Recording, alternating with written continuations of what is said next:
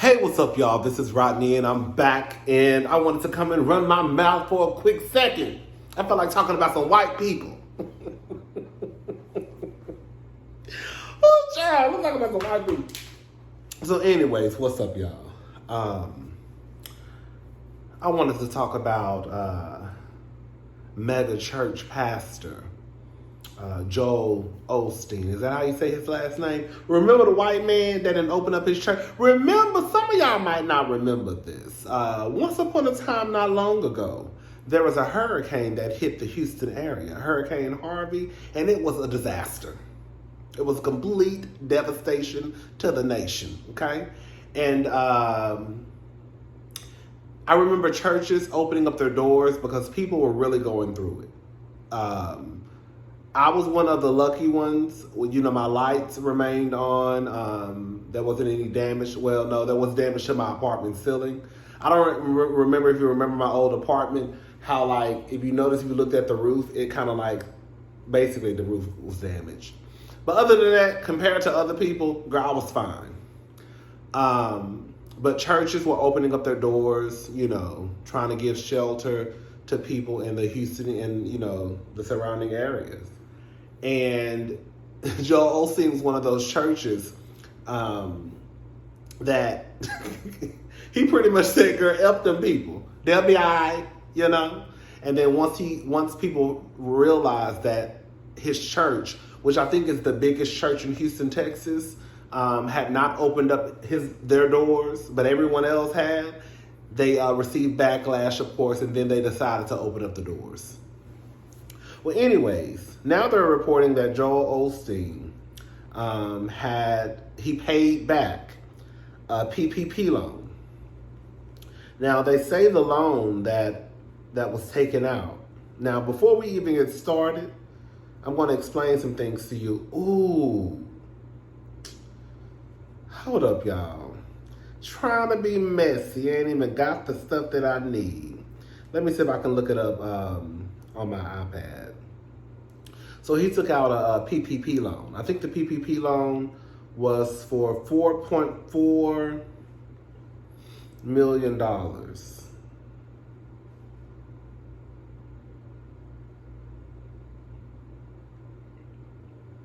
Here we go. All right. So this is according to the Daily Beast, okay? Before I read the article, this is what they said about a loan. Because I saw some people saying, well, it's a loan. That's why they call it a loan. You have to repay it back. Now, according to the information that I Googled, they say the loan doesn't have to be repaid to the extent it's used to cover the first 24 weeks, 8 weeks for those who received their loans before June 5th, 2020, of the business's payroll cost, rent, utilities, and mortgage interest. However, at least 60% of the forgiven amount must be used for payroll. So it doesn't have to be repaid if you follow these requirements, right? So that's where the question comes in. What did y'all do with the money? Where is the money? Where did the money go? They paid it back. But what was y'all doing with it? Okay? So this is what the Daily Beast has to say. I'm gonna be honest with y'all. I may not be the best one to report this story because I've always had an iffy relationship with the church, as some of y'all already know. But when it comes to mega churches, I've never understood a mega church. I just never, I'm from a small town, so we don't have mega churches from the town that I'm from, right? But I really don't really understand mega churches. I mean, I guess I can get it because when you live in a big city like Houston, I always think that the pastors are up to no good. And I feel like the first ladies are bitches. You know what I'm saying? I feel like everybody just up to no good and assholes and bitches.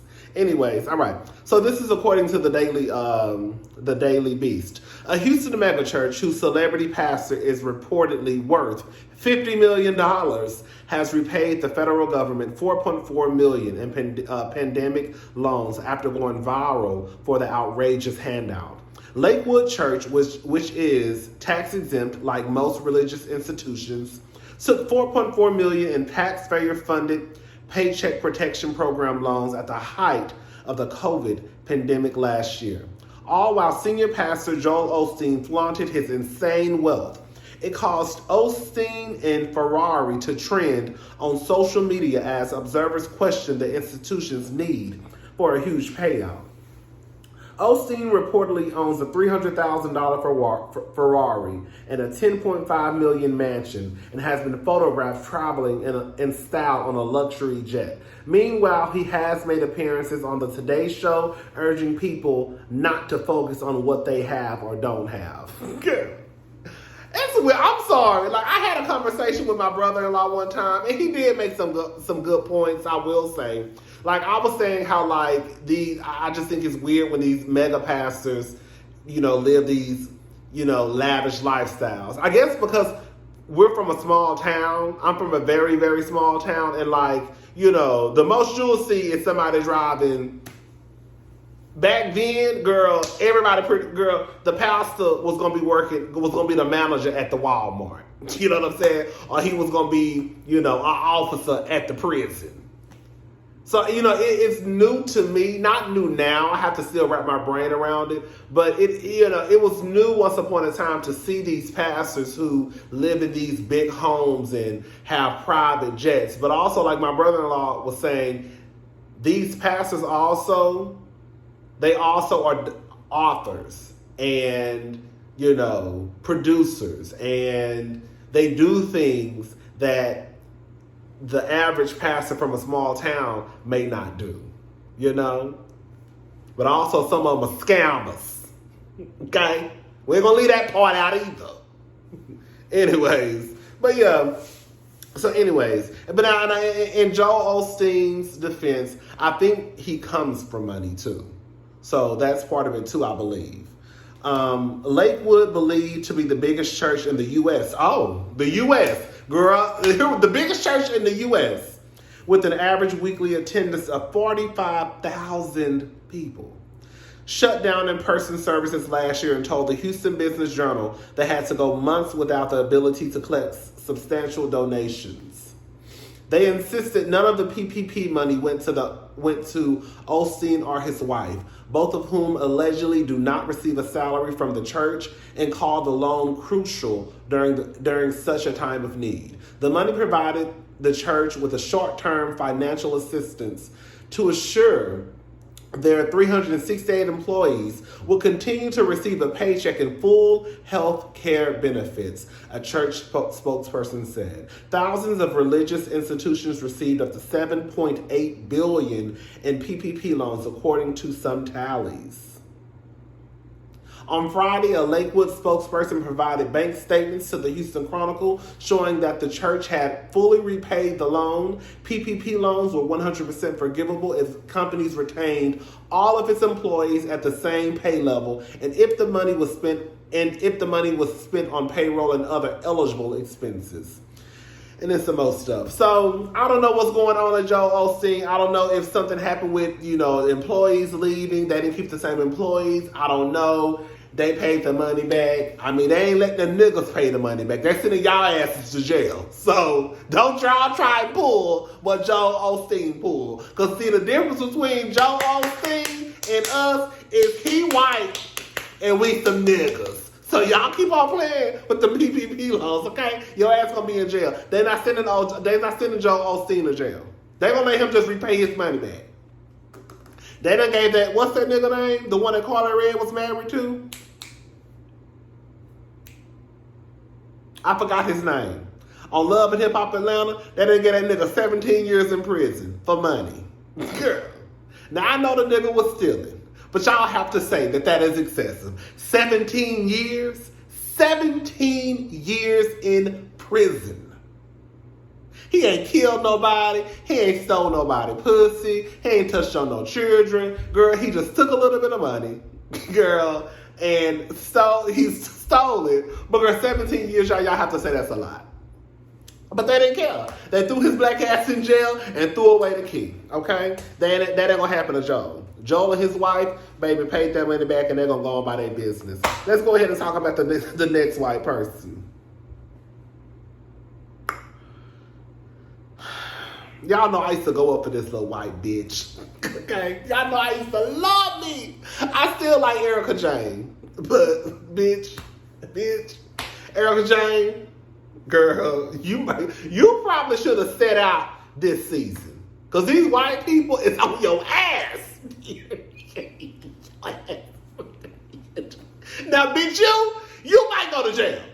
I know that Erika might be okay, but bitch, it's not looking too good for you, bitch. Your ass might go to jail. Okay? Girl.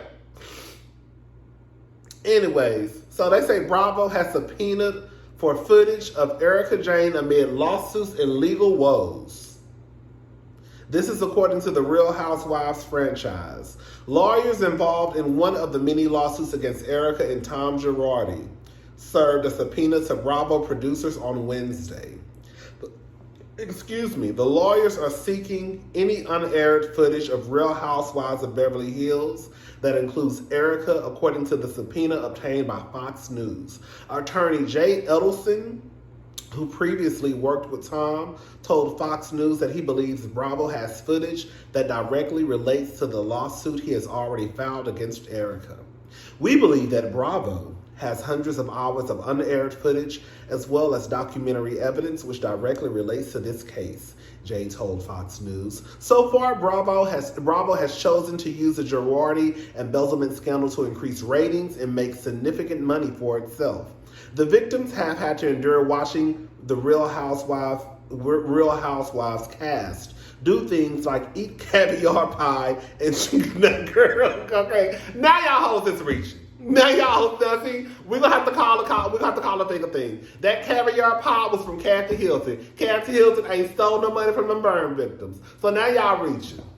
Y'all reaching. I get that there are people involved in this, but girl, to sit here and start trying to pin it on everybody else, like everybody else can't live their life because of some shit that Tom and Erika did is unfair and not right. Anyways, and drink. This is my first time reading this.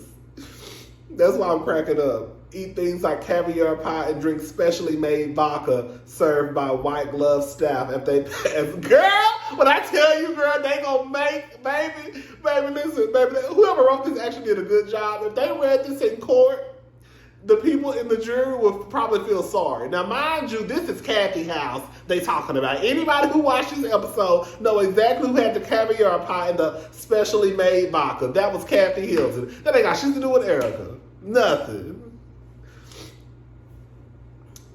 Served by white glove staff as they paid lip service to the lives Tom has ruined. The victims have watched Erika cry crocodile tears as she is forced to move into a 10,000 square foot a month apartment while she and her glam squad parade around in a lifestyle few of us will ever know. That's what that's what the lawyer said. Erika's lawyer, Evan Borges, confirmed to Fox News that he hadn't seen the subpoena and characterized the move as a fishing expedition. The subpoena sounds like a fishing expedition or a desperation move if it is directed at Erika. Borges told Fox News in a statement, "I keep explaining that there is no hidden treasure, which we have supported by providing counsel for the bankruptcy trustee with all relevant bank account and financial information in Erika's possession. There's only a small amount of additional information that I need to provide to the trustee, which, along with everything else we provided, shows that Erika's divorce filing was for legitimate reasons, and she has been trying to make it on her own." Girl, Erika, bitch. I don't know, sir. And here go another white woman. Well, she Asian. Y'all know I told y'all about Jeannie Mai. What's her name? Jeannie Mai Jenkins. That is the ugliest name I've never heard of in my life, girl. What's her name? Jeannie or Janae? I don't know that girl name. The one from The Real. The one who the one who ex-husband is a racist. And I told y'all in my last video, girl, don't forget about this heifer either. Because once upon a time not long ago, she was married to that white man. Y'all know how I believe. I believe that once you marry someone and they have questionable character, then bitch, I question yours too. Meghan McCain's husband, they say, is racist, but girl, all of a sudden Meghan, that's her husband's opinion when it comes to certain stuff as far as politics and all that shit. Girl, I'm looking at you too. Look at Rihanna with A$AP Rocky. A nigga with questionable character. Bitch, I'm looking at you too, Riri. Look at Nicki. I'm looking at you too, Nicki. So when y'all lay down with these men, girl, you get fleas too. Don't forget it. All right. So Jeannie Mai, she finally got her black man. She about to have a mixed baby with kinky hair. She ain't gonna know how to comb and watch. Anyway, so Jeannie Mai revealed she started IVF shots on her and Jeezy's wedding day. Now, come to find now this help is swore up and down. She ain't want to have no kids. Girl, just say you didn't want to have that white man, baby. Just say you don't have that white man. You wanted to have you a mixed baby. You wanted to have, well, the baby was going to be mixed anyways with the white boy. But you wanted your baby to have a little bit of nigger running through his blood. Hello? That's what Jenny wanted. Anyways, this is what Jenny said. This is according to the Neighborhood Talk. Neighbors, shout out to Kyle. Neighbors, it's no secret that Jeannie Mai and Jeezy have a little bundle of joy in the way. Jeannie is spilling all the tea on her pregnancy and revealed that she began in vitro fertilization the same day she got married. The very day of our wedding, March 27th, we started our in vitro shots, she said. Went on for about 2 weeks doing the shots with Jeezy and preparing for it. Jeezy shot the club up, period. Anyways, girl, the helper pregnant now, girl. That's what it comes down to. She pregnant, girl. She gonna have her little baby. Girl, hopefully she takes some lessons on how to comb her hair out. Her gonna be, girl, if it's a girl, you know it's gonna be a girl. All she gonna be able to do is throw that little girl hair in the ponytail and send her ass to school. Lala Anthony spoke out. She ain't white. Lala Anthony spoke out. She did an interview with Angie Martinez. Basically just talking about her split with Carmelo. She says that her and Carmelo have been separated for years, that it was pretty much new to us, and how it really, really hurt her. She had to go to therapy. She had to make sure that she put herself into her work, her son, but eventually, she still has her days, but, she gonna be all right. And that's what I got from it. Shout out to Lala, honey. She said the lawyer told her, "What did you expect from a basketball player?" Bitch. I don't know if she said her lawyer, his lawyer, or some lawyer told her, "What did you expect from a basketball player?" Damn. He expected you to stay. Because quiet as it's kept, Lala. Girl, since you answering questions, bitch, answer this. Did you leave Carmelo after he had that baby, the first baby on you? Or did you leave after he had them twins? Because I'm trying to do the timeline. Y'all know I'm nosy fish. I be trying to do the timeline. I'm trying to figure out the shit. So did you leave Carmelo after he had that little girl who he was just paying child support to, and that's all he was doing? Or did you leave after you found out he had them twins allegedly? How old them twins? It don't even matter, Lala. You was dumb once upon a time not long ago, but bitch, you ain't dumb no more. That's all that matters. Make sure you go, make sure you stay friends with Sierra so you can find you a good man. Hello? Leave the basketball players alone. About the only one that might be all right, about the only one that might, and I'm saying might be all right, is LeBron. We ain't heard no shit on LeBron yet. Well, we done heard some shit, but I think it just be shit that people be saying. But LeBron might be the only one. Now, if he fuck around and lose Savannah, let me tell you something about this Savannah bitch. Savannah is one of the baddest bitches out there. I don't give a damn what nobody got to say. Bitch, I be looking at Savannah like Savannah is drop dead gorgeous. Do you hear me? I remember back in the day. Back in the day. I think when she was a young girl. That's why y'all hoes gotta wait until y'all get older. I don't think Savannah is too old. I think Savannah might be, like 30? Something like that. But I remember back in the day, I never thought Savannah was a cute girl. I thought she was soulful. But baby, that's Savannah, baby. Baby, Savannah is that girl. I think Savannah is that girl. Now, LeBron, if you fuck around and lose Savannah, you a fool. Anyways, that's it. All right. I'll talk to y'all later. Good night. I'm going to stop saying good night. The last time somebody said good night, they got beat up. Bye, y'all.